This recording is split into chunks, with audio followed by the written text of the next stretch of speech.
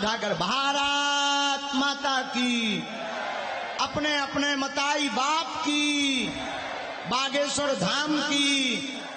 सिर पर सीताराम फिकर फिर क्या करना, सिर पर सीताराम फिकर फिर क्या करना, क्या करना क्या करना क्या करना क्या करना।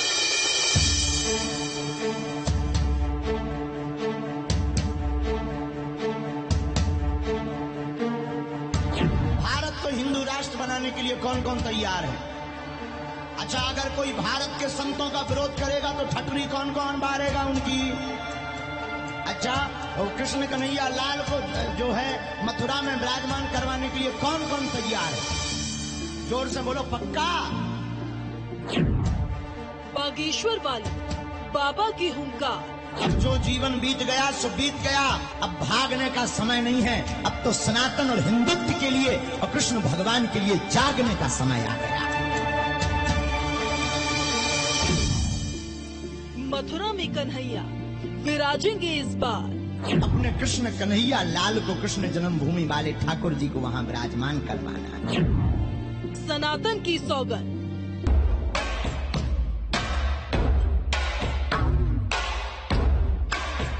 श्री राम के दुलारे, आंजनी के प्यारे। नमस्कार, न्यूज स्टेट स्पेशल देख रहे हैं आप और मैं हूं आपके साथ रंजना रावत। पर्ची से अर्जी लगाने वाले सुपरहिट बाबा बागेश्वर ने सनातनियों को जगाने का बेड़ा उठा रखा है। कथावाचक धीरेन्द्र कृष्ण शास्त्री का दरबार अब सिर्फ कथा नहीं सुनता, बल्कि एक मिशन को लेकर चलता भी है, और वो मिशन है हिंदू राष्ट्र का। शहर भले ही बदल जाए, लेकिन बाबा बागेश्वर का अंदाज वही है और संकल्प भी वही। सनातन का निर्माण, सनातन की सबसे बड़ी लड़ाई लड़ रहे बाबा बागेश्वर ने गुजरात की धरती से कृष्ण की धरती की बात की। बाबा ने हुंकार भरी कि अब की बार मथुरा की बारी। कन्हैया को उनके जन्म स्थान पर विराजमान करना है और उसके लिए हिंदुओं को जागना होगा।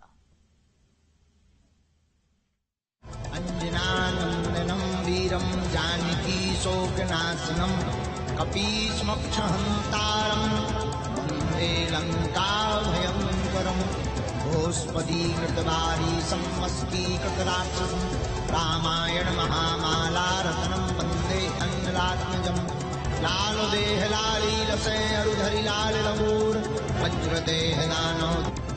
अहमदाबाद में दरबार, मथुरा पर गुहार। इसलिए अब प्रत्येक सनातनियों को जागना है और अपने कृष्ण कन्हैया लाल को कृष्ण जन्मभूमि वाले ठाकुर जी को वहां विराजमान करवाना है। बागेश्वर वाले बाबा की बड़ी हुंकार।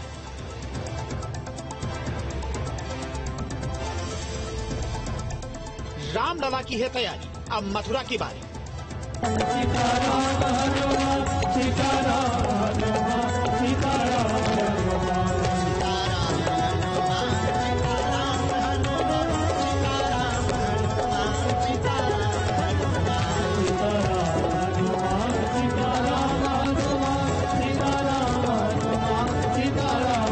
रामचंद्र भगवान की, बागेश्वर धाम की। धीरेन्द्र शास्त्री उर्फ बागेश्वर सरकार का स्टाइल बिंदास और बेबाक है। अपने भक्तों को पगला कहकर उनसे प्रेम का दावा करने वाले धीरेन्द्र शास्त्री जो मन में आता है कहते हैं, जो सही मानते हैं उसकी हुंकार पूरे देश के सामने भरते हैं। एक बात अपनी जिंदगी में याद रखना मेरे पागलों, अब जो जीवन बीत गया सो बीत गया, अब भागने का समय नहीं है। अब तो सनातन और हिंदुत्व के लिए और कृष्ण भगवान के लिए जागने का समय आ गया है। सनातन की सौगंध और हिंदू राष्ट्र बनाने का संकल्प लेकर चल रहे कथावाचक धीरेन्द्र शास्त्री ने गुजरात की धरती से कृष्ण की धरती के लिए जो बात कही वो चुनावी पटकथा को तैयार करने के लिए काफी है।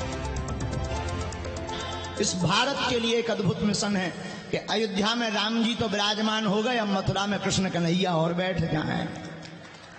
एक जने हमसे कह रहे थे, महाराज जी कितनी जगह खुदवा हो।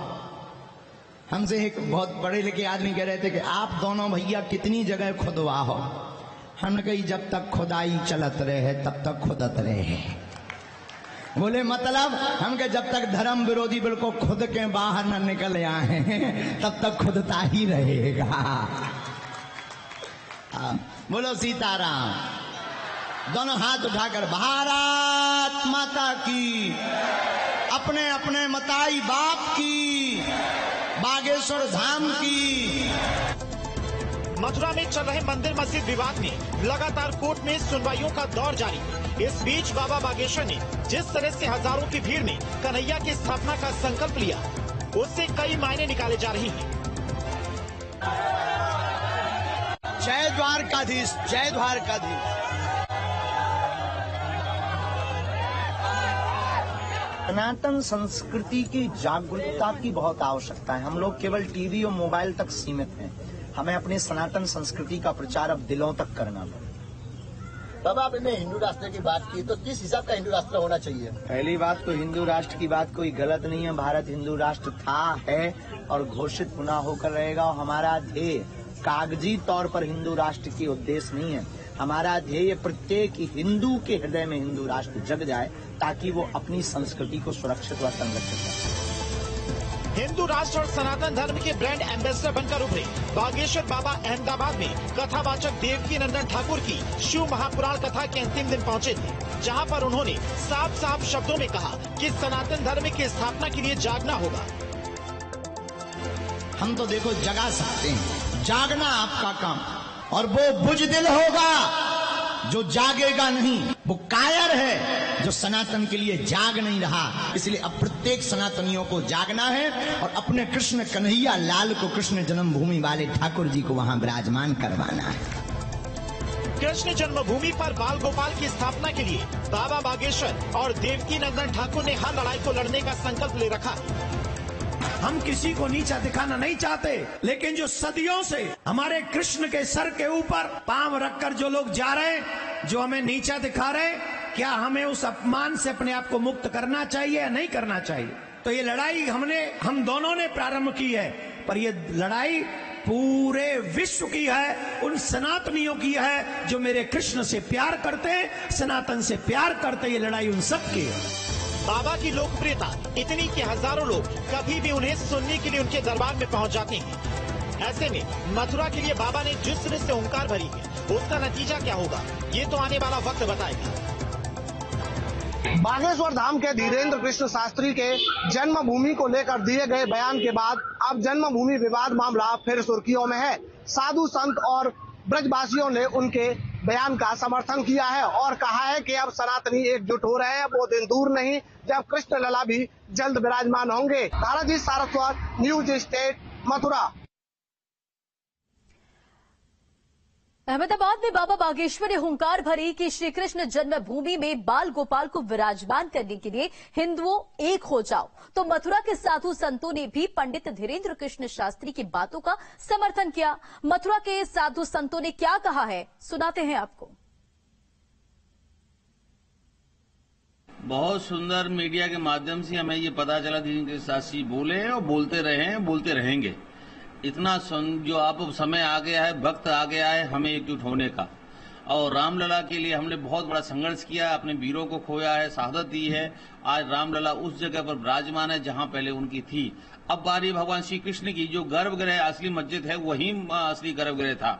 हम कोर्ट में भी पिटिशन कर रहे हैं, हर तरह से कार्य कर रहे हैं। ये बड़ा दुख की बात है, अपने देश में अपने ठाकुर को उस जगह के लिए हम लोग मांग कर रहे हैं। आज धीरेन्द्र कृष्ण शास्त्री जैसे जो हनुमान जी कृपा से सनातन धर्म की जो बात रख रहे हैं, निश्चित ही सारे संतों ने मिलकर पूरे भारत में एक आवाज उठानी चाहिए, जनमानस को तैयार करना चाहिए। बागेश्वर धाम धीरेन्द्र शास्त्री ने जो आह्वान किया है, उस आह्वान के साथ हम सब संत धर्माचार एक साथ हैं और मांग करते हैं जिस तरह से रामलला विराजमान हुए हैं, उसी तरह से हमारे कृष्ण कन्हैया, हम ब्रजवासियों की भावनाएं हैं, इष्ट हैं, और वो हमारे कृष्ण जन्मभूमि मुक्त होकर के वहां भव्यता के साथ में वहां मंदिर का दिव्य भव्य निर्माण हो और हमारे कृष्ण कन्हैया, कृष्ण लला वहां विराजमान हो। यही हम सब आवाहन करते हैं और सभी हिंदू और सनातनियों को ये आवाहन करते हैं। हम उन सब से निवेदन करते हैं कि वो सब भी इकट्ठे होकर हमारे साथ मिलकर के इस आंदोलन में साथ हो और राम कृष्ण का मंदिर भव्यता के साथ बने। ये आवाहन हम करते हैं। धीरेन्द्र कृष्ण को हृदय से बधाई देता हूँ। एक नवयुवक संत अपने हिंदू राष्ट्र की घोषणा करता है।